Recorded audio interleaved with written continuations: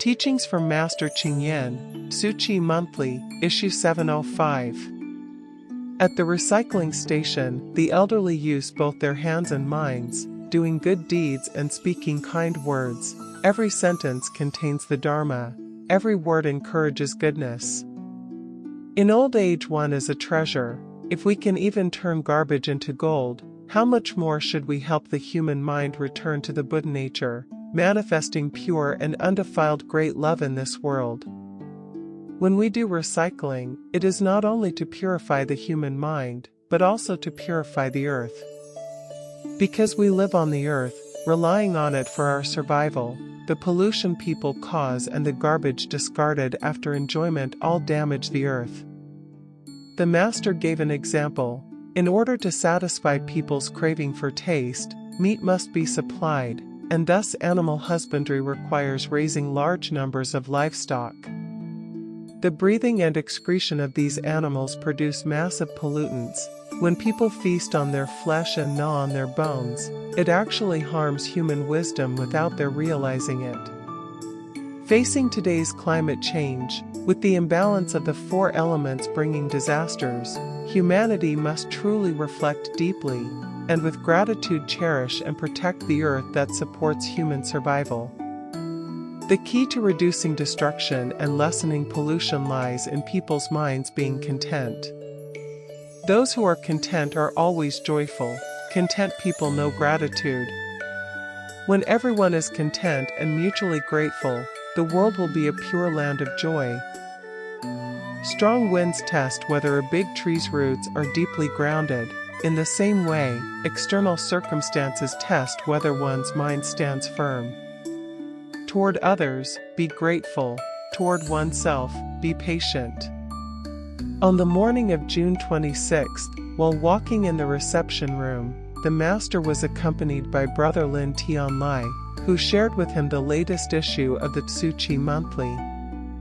The Master said that all the writings in Tzu Chi publications are true records, every word worth 1,000 pieces of gold, and they all document the achievements made by Tzu Chi members.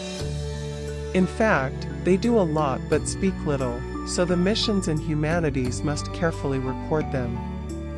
Brother Lin asked the Master, after passing through the winds of ignorance, how his feelings then compared to now. The Master replied, very joyful, very grateful. At that time, I already said gratitude. That was to train my footing, to see whether I could stand firm. Looking back now, that gust of ignorant wind truly gave me strength. I never once complained. Every time there was a wind of ignorance, I said gratitude.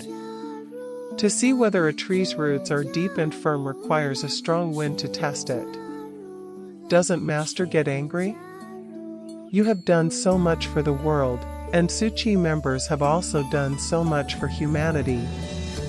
In my life, there are only two words, gratitude. Facing circumstances, one must endure and be patient.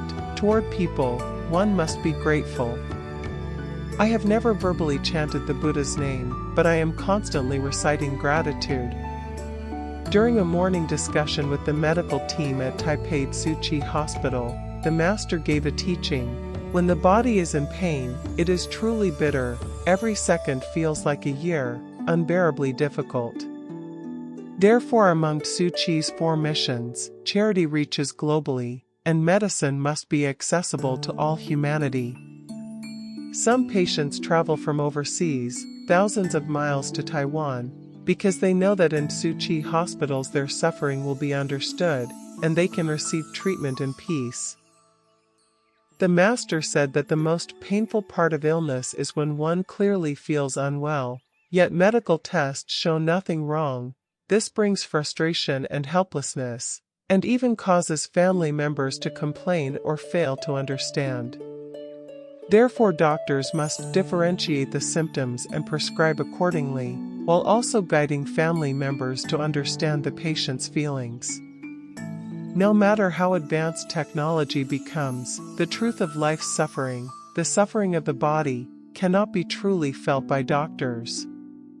Yet the Buddha could differentiate symptoms, understand the nature of remedies, and prescribe according to illness, which is why he is called the great king of healers. In fact, the medicine the Buddha prescribed was not physical medicine, but medicine for the mind, curing the illnesses of the heart. The Master explained that where there are symptoms, there must be remedies, and thus hospitals exist. When patients feel a special connection with a certain doctor, just seeing the doctor brings peace of mind, and their pain is lessened. That doctor becomes their benefactor. With empathy, the doctor encourages them, words spoken can enter their hearts, and they become willing to follow the doctor's advice to change lifestyle habits. The family will also be very grateful.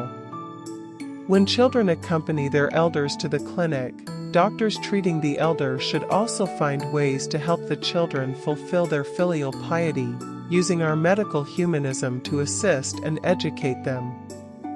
That is why we often say Tzu Chi medicine safeguards life, protects health, and also protects love. When doctors educate families, this effort is for the sake of protecting love.